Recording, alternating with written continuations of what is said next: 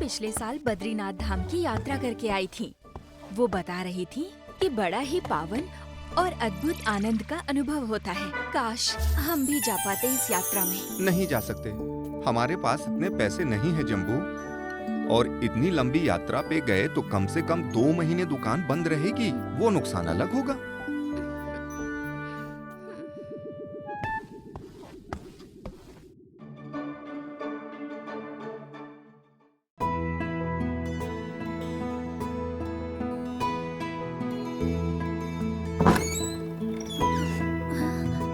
माँ, पापा, चलिए। हाँ, कहाँ चलने को कह रहा है ये?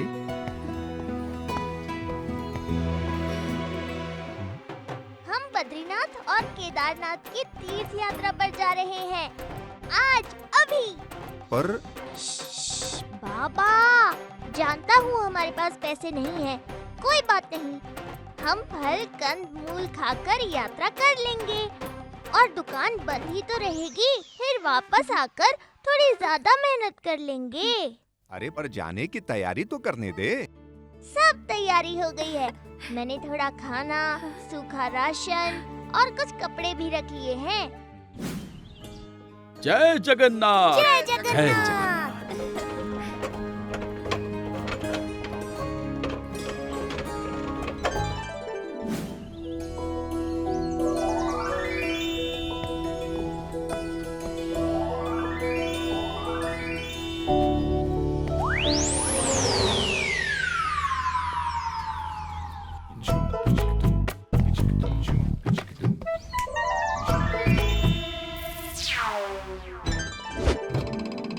त्रिभुवन के स्वामी भक्तों के लिए उनके दास भी बन जाते हैं, क्यों प्रभु?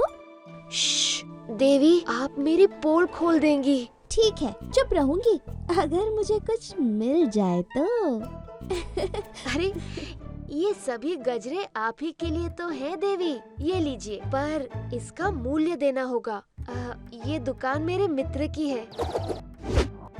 इतना काफी है।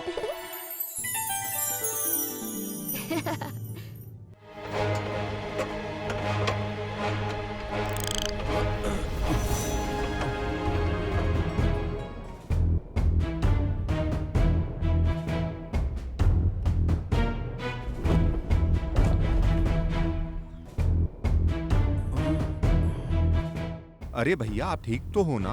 आपका चेहरा लाल हो गया है।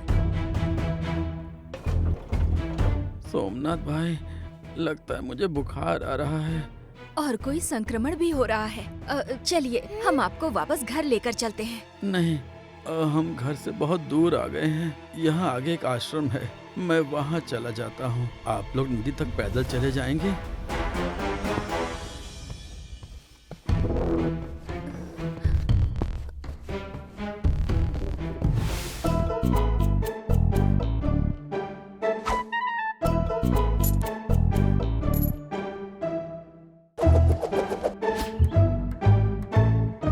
सुनो, यहाँ से नहीं, उस दुकान से सामान लेते हैं। वो बच्चा कितना प्यारा है ना?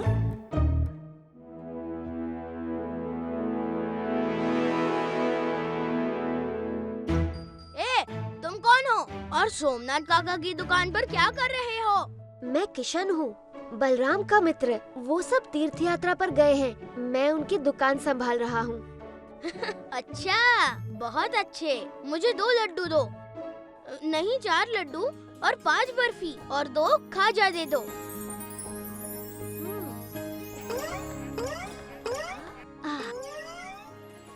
4 मुद्राएं। अरे ये भगवान जगन्नाथ के लिए है। बलराम इसके पैसे नहीं लेता। अच्छा, बेचारा बलराम यहाँ नहीं है, फिर भी उसके साथ बेईमानी। बेचारा मेरा मित्र।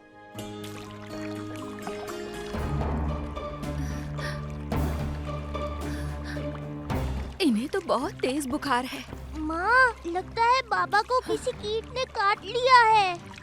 भैया, थोड़ा जल्दी चलिए, इन्हें वैद्य जी के पास लेकर जाना है।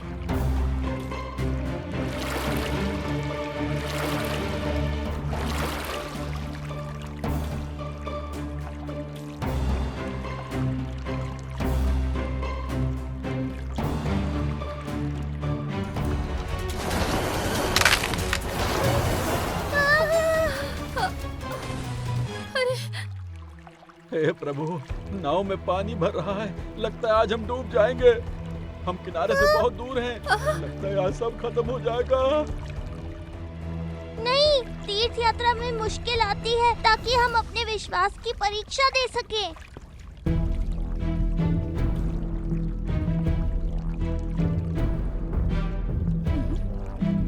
भगवान राम के नाम से पत्थर तैर गए थे। अब जगन्नाथ प्रभु के नाम से हमारी नाव भी किनारे लग जाएगी।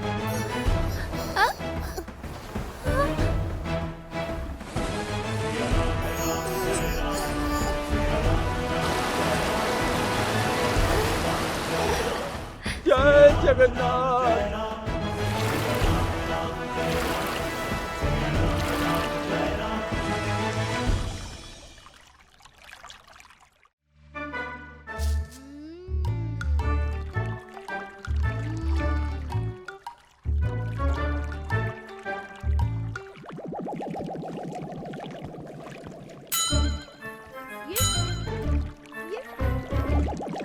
ये क्या हो रहा है मुझे?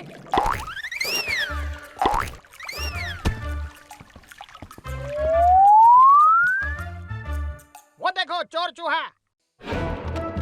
मेरा खाना। कौवा चूहा खाता है और मैं चूहा बन गया हूँ।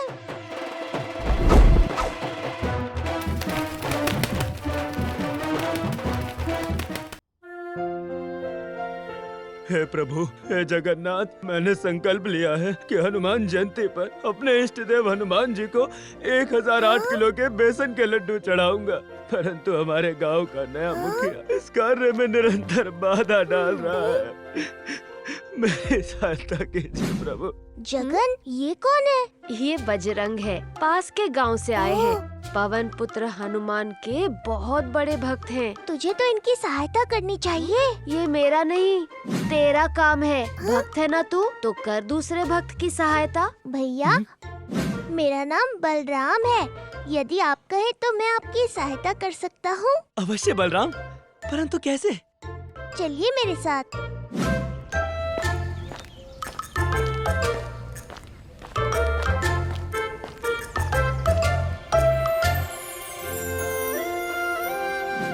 भैया, ये है हमारे पुरी का बेड़ी हनुमान मंदिर। यहाँ सभी लोग हनुमान जी के भक्त हैं।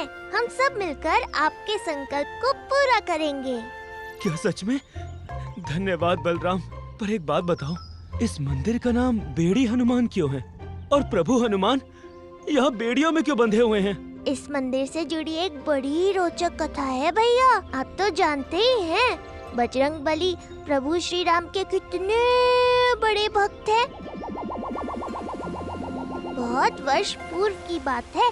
भगवान जगन्नाथ ने हनुमान जी से कहा कि तुम इस क्रोधित समुद्र से पुरी की रक्षा करो। कुछ समय बाद हनुमान जी भगवान राम का चिंतन करने लगे। उनसे मिलने के लिए इतने व्याकुल हो गए कि उड़ के अयोध्या चले गए। हाँ? फिर क्या हुआ? ऐसा कई बार हुआ कि यहाँ प्रभु जगन्नाथ बजरंग बली को बोले कि समुद्र से सुरक्षा देनी है, और वहाँ बजरंग बली उड़ के अयोध्या पहुँच गए। फिर एक दिन यहाँ समुद्री लहरों ने श्री मंदिर को क्षतिग्रस्त कर दिया। जब हनुमान जी पुरी लौटे तो उन्हें बड़ा दुख हुआ।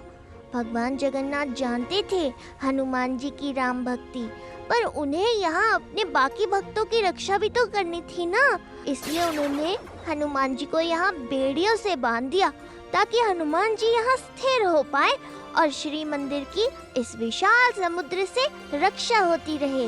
बेड़ियों में जकड़े प्रभु हनुमान आज भी पुरी की रक्षा कर रहे हैं, और इस बार आप हनुमान जयंती की पूजा इसी मंदिर में करेंगे। अद्भुत, बहुत ही अद्भुत। पर मेरा संकल्प? मेरे प्यारे पुरी वासियों, चलो हनुमान जयंती के अवसर पर मिलकर बनाएं एक विशाल बेसन लड्डू। कीजिए घी, गुड़, चने और श्रम का दान, ताकि हम मिलकर कर सके बजरंग बली का गुणगान।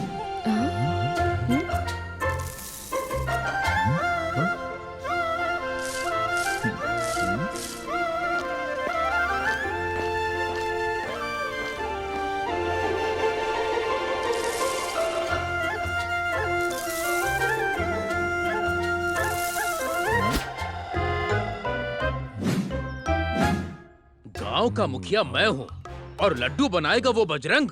मैं भी देखता हूँ ये लड्डू कैसे बनता है।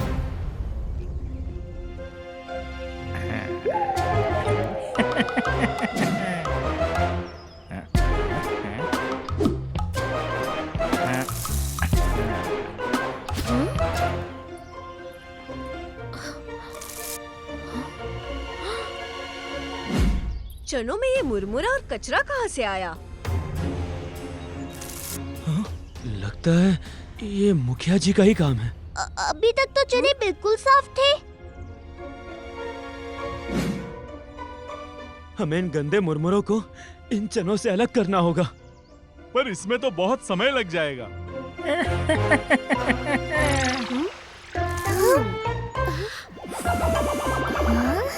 मिल गया समाधान।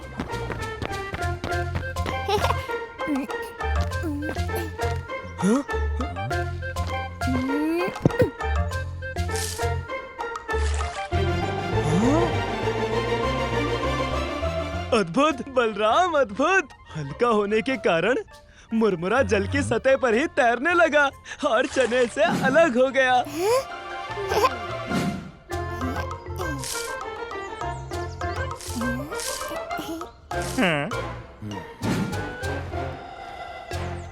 ये बजरंग चाहे जितना भी बल लगा ले, मैं ये लड्डू नहीं बनने दूंगा।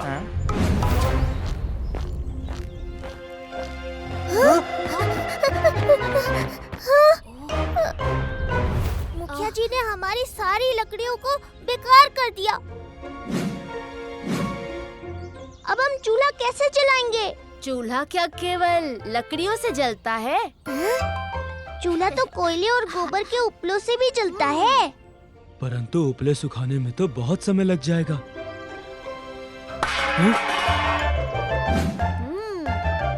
यदि हम उपलों को इन तांबे की कढ़ाइयों पर सुखाएंगे तो वो जल्दी सूख जाएंगे।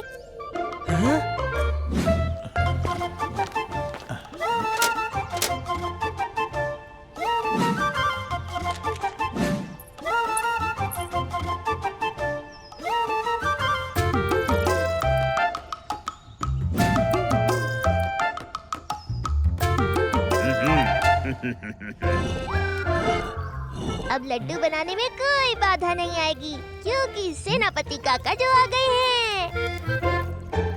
सैनिकों, इस पूरे क्षेत्र की घेराबंदी कर दो।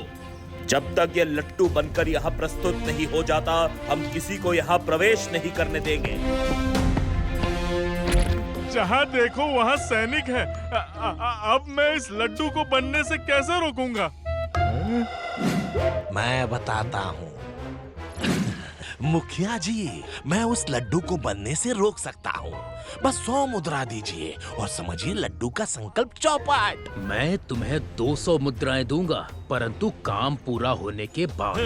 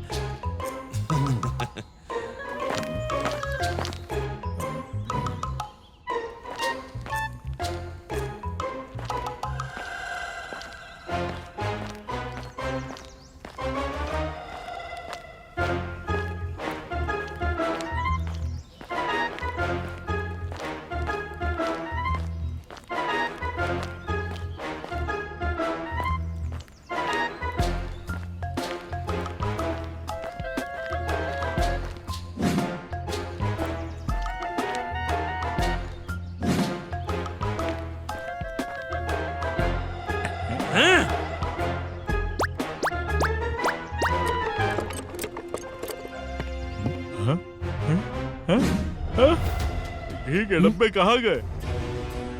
लगता है चोरी हो गए हैं। इतने कम समय में इतने सारे घी का प्रबंध कैसे होगा? मेरा संकल्प अब पूरा नहीं हो पाएगा।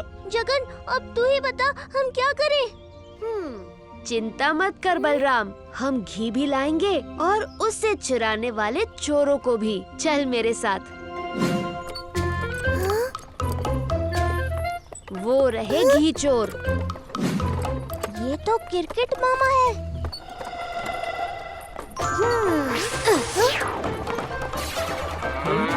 अरे ये सब क्या हो रहा है? हम उड़ कैसे रहे हैं?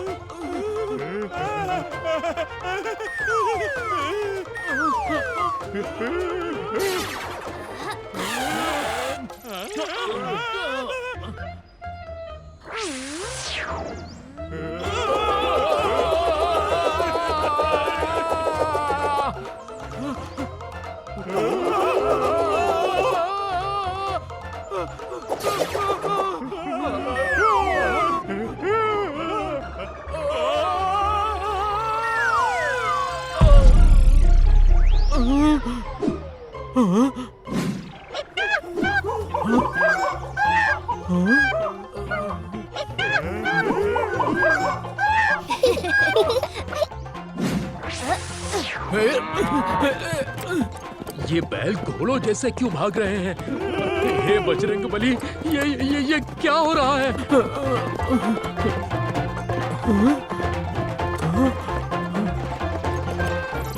ये क्या था? कई बार सबसे बड़ा दंड होता है हृदय परिवर्तन। मुखिया भी हनुमान भक्त है और मैं बस उन्हें उनकी भक्ति स्मरण करवा रहा था।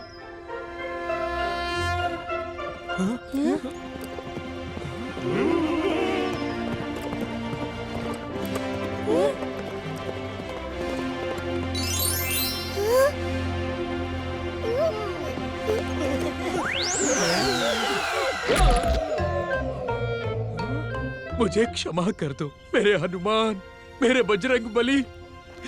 मुझसे बहुत बड़ी भूल हो गई। मैं अपनी मुखिया के ओहदे में अपनी मनुष्यता ही भूल गया। कोई बात नहीं मुखिया जी, चलिए अब आप भी बाकी भक्तों की भांति बजरंग भैया के संकल्प में उनकी सहायता कीजिए।